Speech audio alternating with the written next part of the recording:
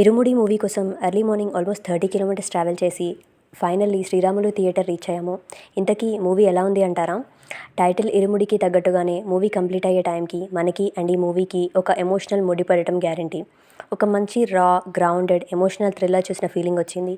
రవితేజకి ఒక character driven script పడితే దాని ఇంపాక్ట్ ఎలా ఉంటుందని ఈ మూవీ ప్రూవ్ చేసింది.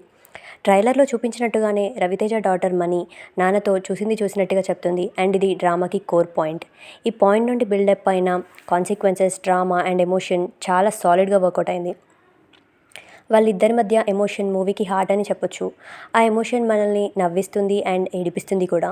నెరేటివ్ కాస్త స్లో అయినా చాలా ఎంగేజింగ్గా ఉంది. ఆ యాంటిసిపేషన్, ఫియర్ ఎలిమెంట్ని బిల్డ్ చేయడంలో మూవీ సక్సెస్ అయింది. ఫస్ట్ హాఫ్లోని కాన్ఫ్లిక్ట్స్కి సెకండ్ హాఫ్లో వచ్చిన ట్విస్ట్ అండ్ టర్న్స్ ఆడియన్స్ని చాలా సర్ప్రైజ్ చేస్తాయి. ఫాదర్ డాటర్ ఎమోషన్కి అయ్యప్ప మాల అనే ఒక డివైన్ ఎలిమెంట్తో కనెక్ట్ చేసిన సీన్స్ ఎమోషనల్లీ చాలా సాటిస్ఫైయింగ్గా ఉన్నాయి. Performances wise Ravi Teja as Trinath ఆ ఫాదర్ రోల్లో మన హార్ట్స్లో ఉండిపోతాడు.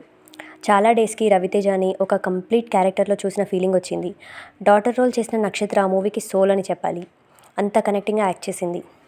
Other artist like Sai Kumar and heroine Priya చాలా బాగా చేశారు. Music by GV Prakash really worked well. BGM is so good and songs చాలా బాగున్నాయి. మల్లెపూల పల్లకి సాంగ్ అండ్ డీజే వర్షన్ అయితే ఒక స్పిరిచువల్ కాన్సెప్ట్లా అనిపించింది.